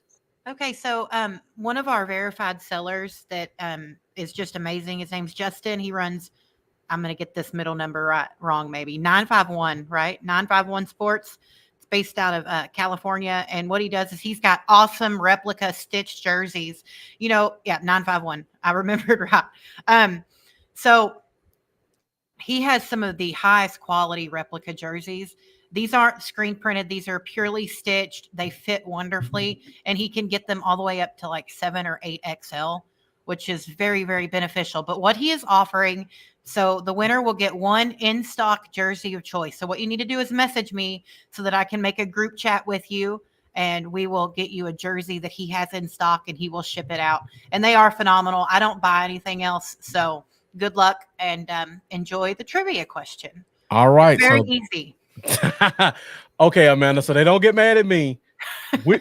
I'll let you choose. Are we doing the one about the playoffs or the one about the quarterbacks? Which one would you like? I don't want no. You pick the questions. I'm letting you choose which one. See, he's setting me up. Okay. I think the quarterback ones because there's multiple choices. I mean, okay, right? So there's multiple options to answer this. So maybe that'd be easier. Okay. They're both pretty kind of hard. So, and y'all can blame Google, not me. I need to. Now I don't know the answer to this one, so I'm hoping you got it. Are these all of them? I sent it to you. I think so. That's the one. That was the options on the page I found. Okay, so I put a caveat in there. If I put starting quarterbacks, will that still matter? Because okay, let's do the other question. Okay, and we'll save that one. Okay. Yes, we'll save that one for next time. I'll do some more research. I would hate to tell somebody they're wrong and they're not. Right. Yeah. Because and this one also makes it so there's just one answer and not we have to look and see. So we'll go with that one. No, Jeff, it's not an Amari Cooper jersey. I have one of those. Thank you. All right. So on this trivia question, we're going all the way back to 1979. So for some of you diehard old school Cowboys fans, you're going to be at an advantage. I'm trying to type the question in. Thank you, Chris. We appreciate that compliment. We do our best. We really love doing this. I've really enjoyed coming on with Marcus when I get the chance. It's been great. So Amanda will be joining us again on next Wednesday. And then she'll be coming in also throughout the season. And we'll also have some other guests, some other podcasters, maybe a couple of former, maybe current Cowboys players. So be sure to stick with us at the Fifth Quarter Podcast because we have a great season in store for you guys. Yes, super excited about it, y'all. Like I've been really working behind the scenes. Marcus can verify. I've been doing some crazy stuff to make this like really the show y'all want to come to every week. So, all right. So, and again, you can blame Amanda for this question. What team ruined the Cowboys' hopes for a third straight NFL championship by defeating them in the 1979 playoffs? Should they be NFC championship or NFL championship? I think it's NFC, right? All right. Yeah. Let me make sure I change it because I want to be All right, so the Cowboys had a chance to go to the NFC Championship 3 straight years, but this team defeated them in the 1979 playoffs to prevent it. And Wow. That wasn't that hard. we got some Obviously. diehard fans because I didn't know Wow. it. Jeff Pop Way to with go, the Jeff. LA Rams is the first one to answer correctly. So congratulations, Jeff Pop. Make sure you contact Amanda so that you can get that jersey of choice. Very Was good, y'all. quite a few people that said Rams. So Yeah, maybe I everybody. was Wow. wrong. Wow. Very good, y'all. That's pretty impressive. Maybe we should have done the other one. I should have done more research. She should have asked me more than an hour before the game or the show. Well, we'll save that one for next week. Yeah, I've got more prizes coming. I've been stacking them up, guys. We're going to have a great season. Jeff Pop says these old school Cowboys. Mhm. All right. I saw we had a fantasy question. I think it was who was it? It was to start somebody. Tank Dale. Okay. What are your receiver options, Jason? Just give me a couple of them. Because, Jason, if you're still here, let us know. I would say it depends on who your receiver options are. When I look at Tank Dell, I'm not really worried about Stephon Diggs taking snaps from Nico Collins. I still think he's going to be your wide receiver one. Yep. Stephan's going to be a distraction. That's going to be very much, but in retrospect, I look at Tank Dell and Stephon Diggs, and I would be concerned with Stephon taking snaps from Tank Dell. Now Tank does, and I think he's coming off injury too. Right? Yes. I don't remember what he hurt. Did he break his leg or was it an ACL? I don't think it was that serious, but it was enough to put him out. I just remembered he didn't play in the playoffs, if I recall correctly. I don't think he played or he got injured in that game. But he's got Lamb, Dell, and Moore. If those are your three options and you have to sit one, I probably would take Dale. But if you have other options, let me know what the other options are. Is it a 2-receiver league with the flex, or is it? That could be it, yeah. That's what Jeff did say it was a broken leg. Jeff's a huge Tank Dale fan. So I thought so. Yeah, I thought it was. I knew it was pretty rough. So Thomas Jr. or Watson. Let's see. Green Bay plays Philly. I'm probably starting Tank Dale in that situation. I don't like Christian Watson. Christian Watson had that one good year, and then Aaron Rodgers left, and that was and he's got an injury bug that he cannot just stay on the field. I would probably play Lamb, Dell, and Moore, depending on what your running backs are. Because if you're depending on what your setup is, like for all of the DC for L leagues, we have quarterback, 2 running back, 2 wide receivers, a flex, a tight end, offense or defense, and kicker. So I would probably play the 3 you named, unless you just have really, really strong third running back there that you could take in, and then I'd probably still sit Moore. I think I'd play Tank Dell. And I'm with you, and I'll say this on the show. I don't want to get Cowboys fans' hopes up, and I don't want somebody to say breaking news and post this tomorrow. I really feel like Stephon Diggs is going to be a Cowboy either by the end of this year or next year. Because like you said, he's not taking any catches from Nico Collins. Nico Collins is the guy there. Yeah, he is the guy. And Tank Dale and the quarterback have a really good rapport when he's healthy. Yeah. At best, Stephon Diggs is going to get the Noah Brown, and I can't think of the other young receiver they have. Whatever their touches were, he's going to get them. I thought they cut Noah Brown, right? They did cut Noah Brown. That's what I'm saying. He's going to get those carries. I didn't hear what you said. Sorry. He's going to get those catches. And then there's another 4th receiver. I can't think of his name.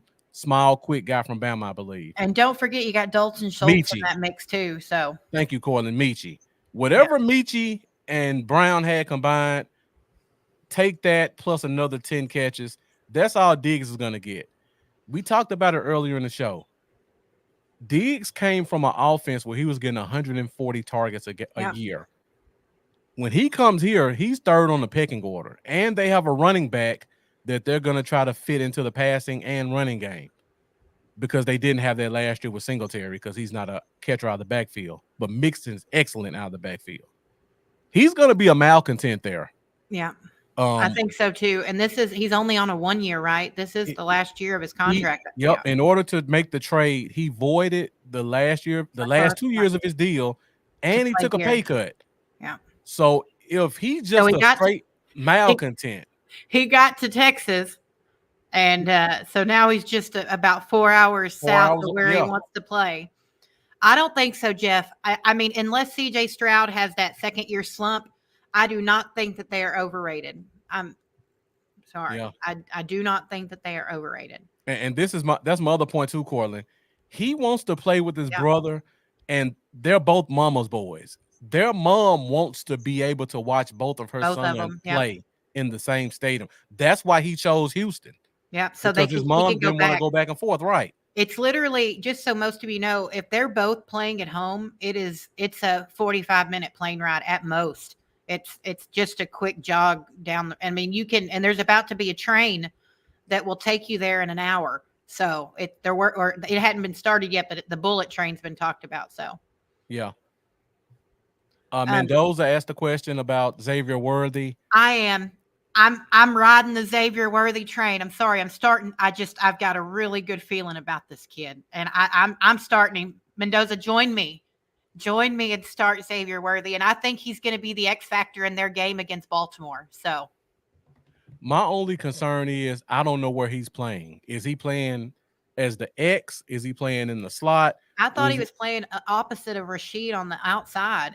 Kind of like a Brandon Cooks to a CeeDee Lamb. I thought that's where they said they were going to play him, but I haven't. Okay.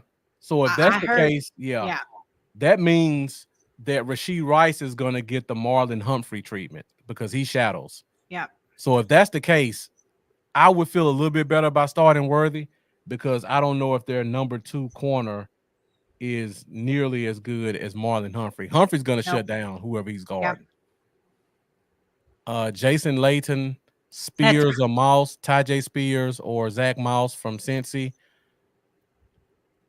I know they paid Pollard a lot of money, but Tajay Spears, when he got opportunity early in the season last year, looked really good.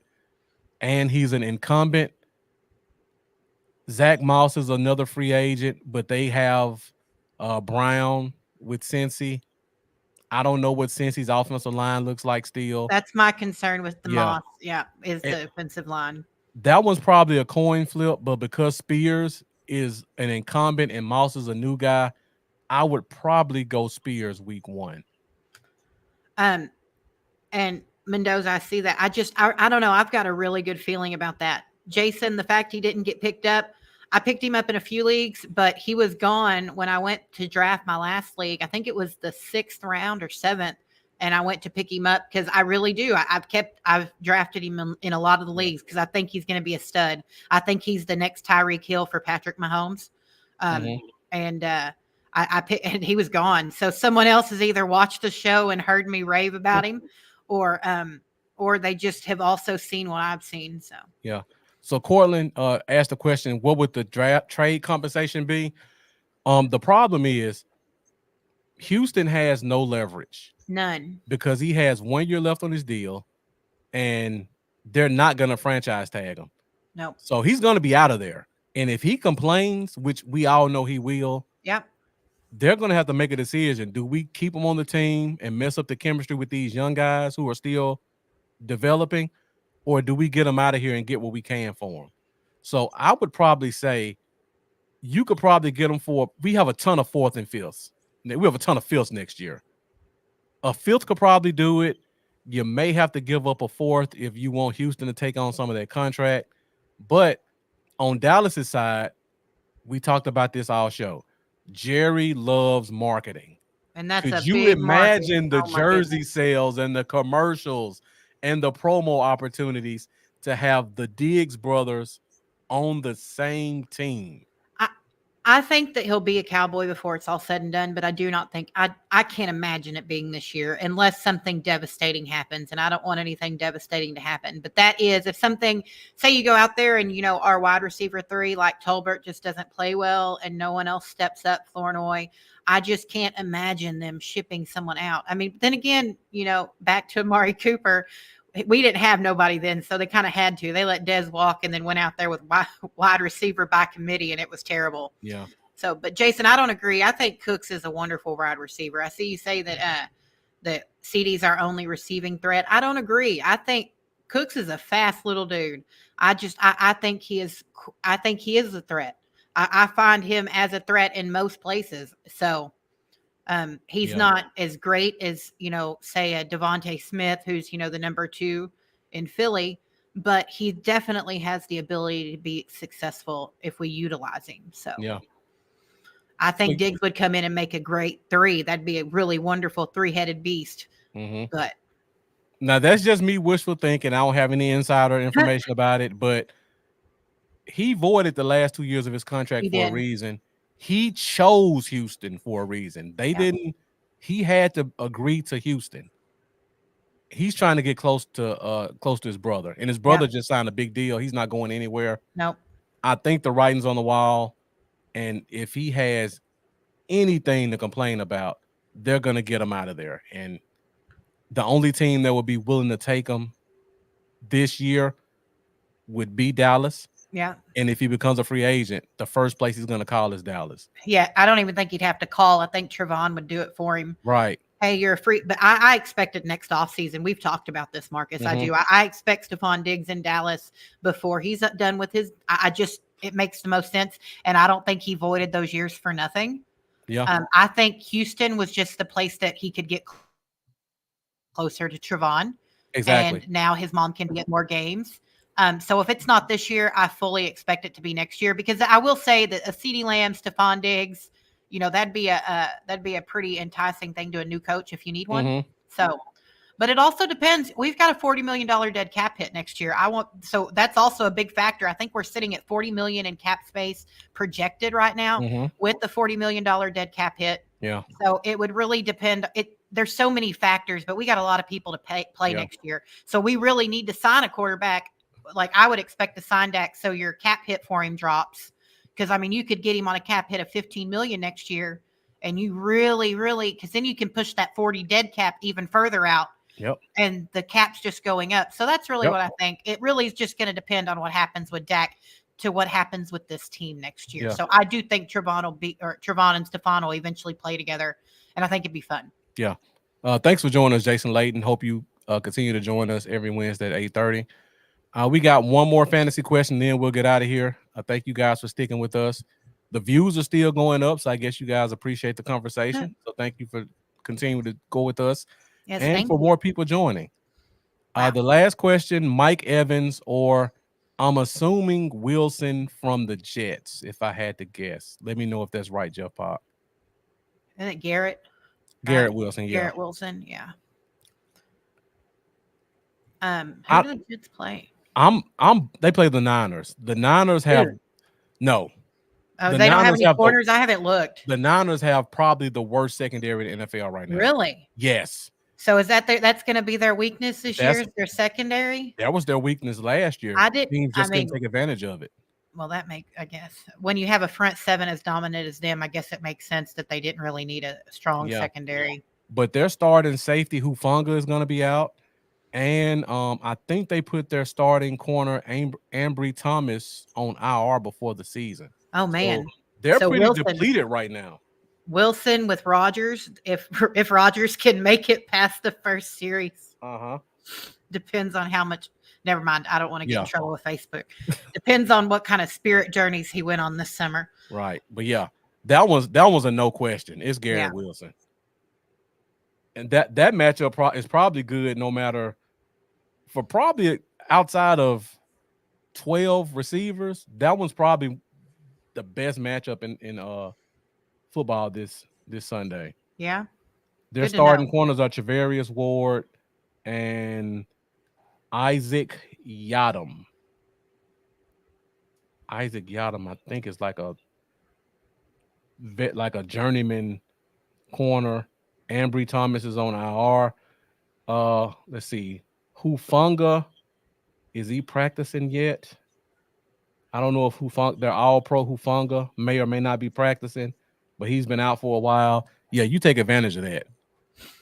And you got Aaron Rodgers, and if, like Amanda said, if he stays healthy, his first game in 2 years, they're gonna air it out. They improved the offensive line. They're gonna try to do some stuff. I really expect it, and even last year, I expected them to be better than they were with Rodgers even down, but they just couldn't get anyone in there of decency to run the offense. So the Jets have a good team. They just need someone to really be able to commandeer it and run it. So Yep. I think it'll be a good team. I think Garrett's going to have a really good, strong season too. Cortland Haskins asking, does CMC have a good game? That's if he plays. I mean, Yeah, is he still hurt? Like that's going to be the biggest thing. Is I saw CMC go fourth. I was shocked. He didn't get picked up for the first 3 picks, and I said, Yeah. "What in the world's going on here?" But it's all because of injury. yeah, I got Travis Kelce in the second for that reason last year, but he Yeah. didn't do me no good. He was busy doing other things. So. yeah. The Jets, even with the Hassan Reddick sitting out, they probably still have a top 3 front 7 in the league. Is he not? Why is he sitting? Is he not contract? Is that what it is? I haven't. So I don't. What's going on there? Didn't they just get him? He requested to be traded from Philly because Philly said they would not give him a new contract. Oh. They talked to him before the trade and said, will you play this year under the deal you have? He said yes. They traded a 3rd round pick for him, I believe. And as soon as he got to the Jets, he says, where's my contract? And he has not participated. He's pretty much left the city until he gets a deal. So I don't know what's going to happen with that. Well, that's fun. Poor Jets. See, they got some crazy luck, man. Cortland said he practiced yesterday as soon as Trent resigned. But for me, he hurt his calf in December, and they're still talking about the same calf in September. That's kind of concerning for me. Or is it a hold-in, or is that just the excuse? No, it's not a hold-in. He got paid. Yeah, he got paid. He got paid. Oh, no, I was talking about I thought we were talking about Reddick. I was talking about Christian McCaffrey. Okay, CMC. Yeah. Look, and that's the thing, I found that a very big fluke because CMC got traded, and everybody remembers one big thing about CMC before being traded, and that was he could not stay on a field. Yeah. And then, he had 2 years in San Francisco? Yeah. Is it 2 years in San Francisco now? This is year 3, right? Well, yeah, because he got traded kind of halfway through the right. First year. So my thought process in it is it's so bizarre that he really didn't have any major concerns up until now. It's just so weird to me how that happens. Football's an interesting thing. I find those little caveats so interesting. So. All right, so we gave you guys a little bit of fantasy football talk before we got out of here. Make sure to join us every Wednesday, 8:30 Central Standard Time for the Fifth Quarter Podcast. Amanda will be joining us again next week, where we will be doing a recap of the game against Cleveland, and we will look ahead to our next week's matchup. We're going to also do our X factors, over-unders, key matchup, things of that nature. You can also join me this Sunday. I should be here about 11:15, and I try to get out of here about 11:55 for the pregame show, where we'll give you the injury report so you can kind of know who's injured and who may or may not play. We will do our keys to victory, game predictions, bold predictions, and we'll give you the fantasy favorites within the Cowboys game and around the league. So make sure you join us this Sunday at 11:15. We're going to give you guys 40 minutes of NFL content, give you guys a few minutes to get set up, get your beverage of choice, and watch a full slate of NFL football. So thank you guys for joining us. Got a big game tomorrow night to watch. Got another game on Friday. Hopefully that gets signed before Sunday, and then we'll go into a great game between the Dallas Cowboys and the Cleveland Browns. Before we go, Amanda, you got any last words? I just want to thank everybody. Y'all really supported us. We started this, I think, week 7 last year, and it was I had a big hope. We had a podcast previously, but it didn't. I think it lasted a few months, and then we kind of dipped off. And I really wanted a podcast for DC Frail. It meant a lot to me because it's just an aspect of football that you really want to have when you're building something.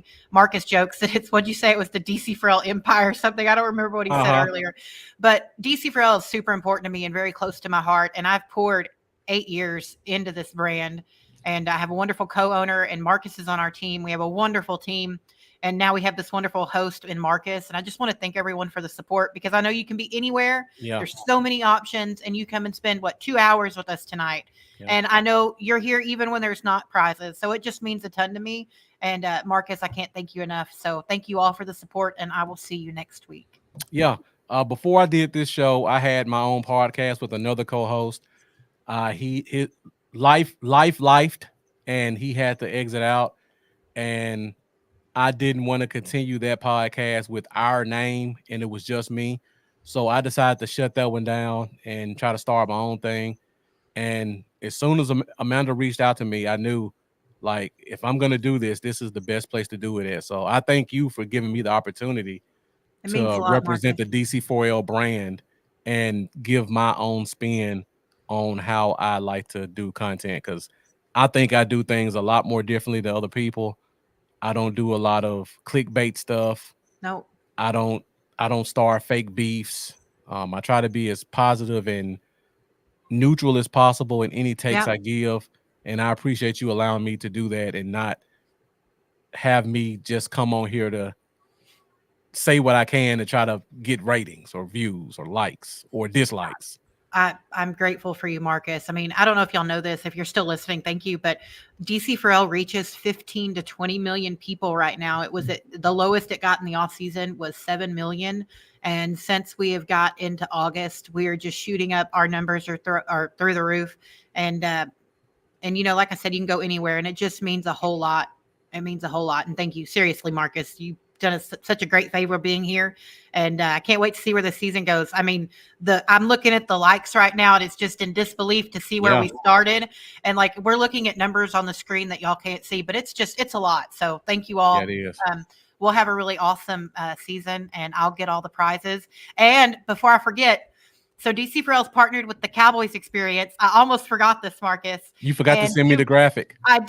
Barry didn't send it to me. I'm going to get on to him. I won't message him. But I talked to Barry yesterday. He's the owner of the Cowboys Experience. And tomorrow or Friday, don't hold me to the date because I have to get the graphic. But if you are in the Dallas area and you want an opportunity to meet Michael Irvin, we're going to have a giveaway for you, a VIP experience. It's a VIP ticket to the Cowboys Experience. It's awesome. If you've never been there, we partner with them. You can get a discount just for being a DC4L member. So look for that and all that fun stuff. But yeah, go meet Michael Irvin if you're in the Dallas area. So question before we go. Yeah. So is Michael Irvin going to be a part of the Cowboys Experience on Saturday, or on Saturday? Yes. So he's going to be at the Cowboy Experience on Saturday. He is going to be at the Cowboy Experience Saturday. I've got all it's the Playmaker Party, I think is what this week. Okay. Barry went way out there to make this work. I'd only got brief details. Barry calls and fills me in, and I find out all these really cool things that I didn't even know about. So I'm excited, but he wanted to give us a VIP ticket experience for one person. And you can go out to the Cowboys Experience. And I know all the other names that are going to be there, but I don't think I'm supposed to drop those yet. I got permission to say Michael Irvin, but it's going to be a really awesome thing. And if you want to meet them, if you want to meet him and other players, because he's got players there every home game on Saturday. So now Amanda hasn't talked to me, Barry. So if you're watching, don't get upset. But I've been to a few Cowboys experiences. So just based off of my experience, I could probably guess a couple of players you might see. He normally gets a lot of rookies. So you'll probably see maybe a Kalen Carson, maybe a Leah Fowl. Sam Williams is there all the time. So all the time. If he's up to it, he'll more than likely be there. You said the Playmaker. He normally gets Kenny the Shark comes out quite a bit. And there's going to be 88. That's all I'm going to say. 88. That'll be and he won't get mad at me for saying that. So 88. Well, he's Okay, doing the y'all, giveaway to meet Michael Irvin, so we know he's right. going to be there. Well, I know, but I'm just saying that, there's a club. Okay. There's a club. So, but definitely watch for the DC for L post. You can get a VIP experience, get out there. I think there's food. And that'll be opening weekend. And you can come meet me because I'll be there. So, yeah. If you've never been, and I'm not saying this because Barry's an endorser of the show. No. If you've ever been to Dallas and you haven't gone to Cowboys experience, you're definitely missing literally an experience. Yeah. There's going to be live performances.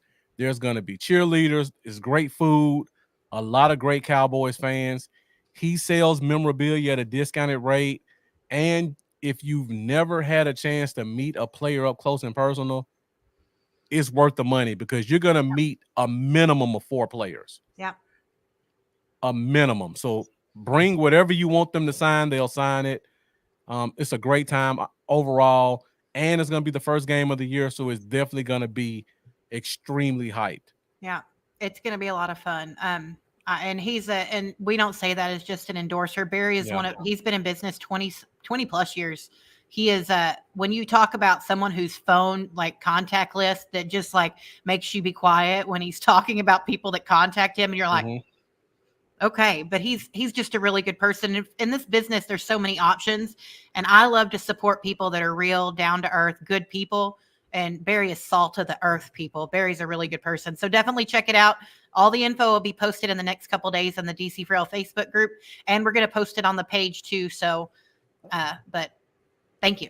So I almost forgot, Marcus. Oh, Barry. No problem. So that's it. That's all we have for tonight's show. Thank you guys for joining us. Definitely appreciate your support. This show is fueled by DC4L Nation. And once again, you guys came with some great questions, great comments. Be sure to join us next Wednesday, 8:30 Central Standard Time, Facebook, YouTube, Instagram. Also join me this Sunday at 11:15 a.m. Central Time for our pregame show. As always, let's go Cowboys. First game of the season. It's going to be rocking and rolling, and we will see you next week.